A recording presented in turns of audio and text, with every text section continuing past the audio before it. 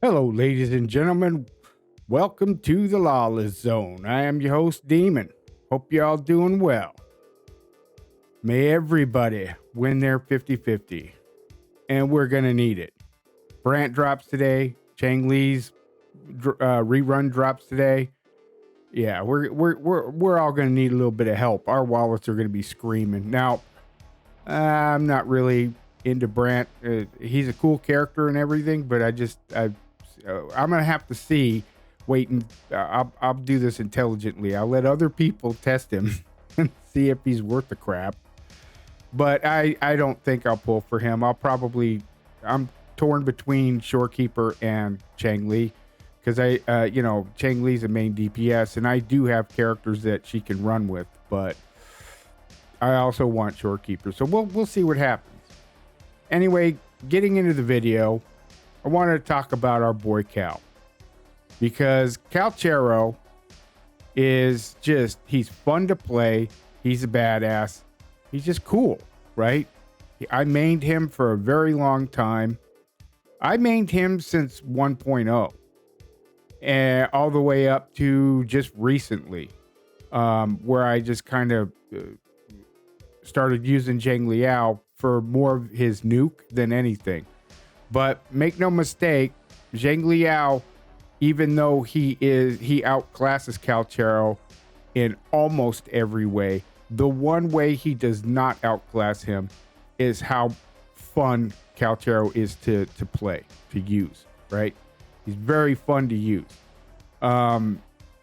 Unfortunately, he doesn't have an AoE that's, unless you have lingering tunes applied. And I just barely re-rolled a bunch of echoes for him for Void Thunder because the new Nightmare Thundering Mephis it's really cool. But be that as it may, we all know what it's going to take to fix Cal, right? All it really needs is for his kit to be fixed is just take away his dodge penalty and his damage penalty. He's the only one in the game who has it. And if you remove all that, he'd be just fine. Maybe you can adjust or repair Void Thunder a little bit to make it less difficult to proc. But yeah, that's all you would really have to do to fix Cal himself. The main issue with Cal is Void Thunder. But the fact that he's a main DPS. That being said, though, I was thinking about the other day, and I actually looked, and I read, and unfortunately, there's a meme right now. EN can't read, and I'm really starting to think that might be true, because everybody wants a companion story for Calcharo, but they're not. I don't know whether people are just wearing rose-tinted glasses or what, but none of the 5 stars have. They don't really have companion quests. Not really. Verina's is very brief. You get no backstory on her. You just get, a little 10-minute quest. Out of all of them, Ling Yang's is the longest, believe it or not, the whole Jingle Beast thing. So, Jianqin, you don't learn much about her other than the fact that she's a monk from another region and that she's kind of a little badass. But, Calcharo's would be the one that Calcharo's the one that we want the companion quest for the most because he's the most interesting. And the reality of it is Calcharo, believe it or not, if you think about it, he's the only anti-hero in the entire game in terms of our resonators, right? He's not a nice guy. We know if you read anything about him, if you look on his character page on the left side where his weapons and where he is, his weapon, his echo skills, his 4K circuits, all that. If you look at the bottom, there's a dog tag icon. You click that dog tag icon, you will see his backstory. You'll have to read it, but it's there. Things like the fact that everybody knows he's the leader of a mercenary group called the Ghost Hounds. He lived in the Exile's Lawless Zone. He, at one time when he was a young kid, he was a member of the Underdogs and still has a dog tag from that era. But people may not know that Jian is actually the one who recruited him. He didn't recruit him, he contracted him. So he was actually part of the Midnight Rangers for a while. And so, yeah, he's got a pretty good backstory fleshed out. You just have to read it.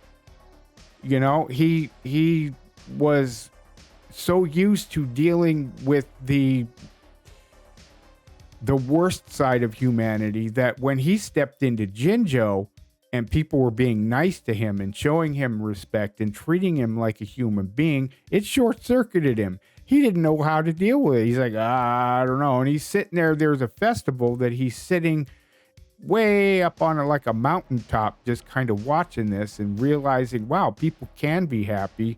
And Jian, they had that moment, you know, soldier to soldier. And Jian's like, look, you'll get used to people being nice to you. It takes time, but you'll get used to it. Just, you know, relax. Everything's cool. Because Calcharo, being who he is, he didn't trust anybody, including Jian. He was like, I'm waiting for the other shoe to drop from this fool. And he had to reassure Cal that, no, that's not the case. Now, that where I think that they would benefit in terms of his companion quest is maybe because we've already established in a lot of ways that New Federation is kind of like this. It's affluent, right? There's money there, and they use that money to oppress the poor. And maybe in some capacity or another, they could be the ones responsible for the exiles being trapped in that lawless zone. Because as we've seen previously in Jinzhou, there are exiles there who are only like that because it's a means of survival. They have to survive. Okay, they don't necessarily want to be those. We even help a couple of them. There's one of the missions that we do. We save them from wolves, and he gives us a little pass card, and we get into their little encampment.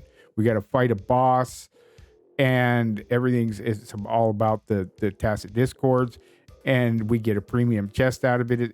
It's good stuff, right?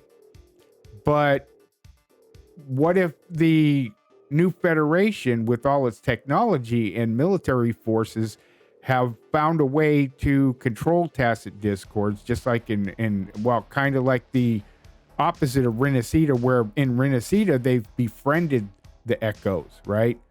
They haven't become tacit discords. They're still echoes. Whereas maybe in the New Federation, they're very much tacit discords, but their frequencies are being controlled and modulated to be used as like fodder or military service kind of things, where they're guard dogs basically. And in a desperate bid to help his people, Calcharo steps in, and Rover shows up. And listen, I'm not really down with the whole Rover glazing thing. I'm a little tired of it. I don't think that she or he or they need to be the epitome of everything. And I've always thought that Calcharo had the disposition to where he would be like, hey man, you ain't running crap, all right? Like Ash says, you ain't leading but two things right now, pal. Jack and shit. And Jack left town. And that's the way I think he would treat Rover. He'd be like, look, I hurt people for a living. This is what I do. All right. You want me to join you, pay me. Because that's what Jian had to do. And that there's that, so there's a level of uncompromisability with him where you can't compromise with him. He's just like, look, this is the way it is. If you don't like it, kick rocks. So maybe that's the way we quote unquote officially introduce him to our ranks in our roster, is by helping him eliminate that problem and turning New Federation on its ear, right? And releasing all them tacit discords, only to find out that they didn't care about hurting them, the exiles, so much. They just wanted to be left alone, but they were being forced to.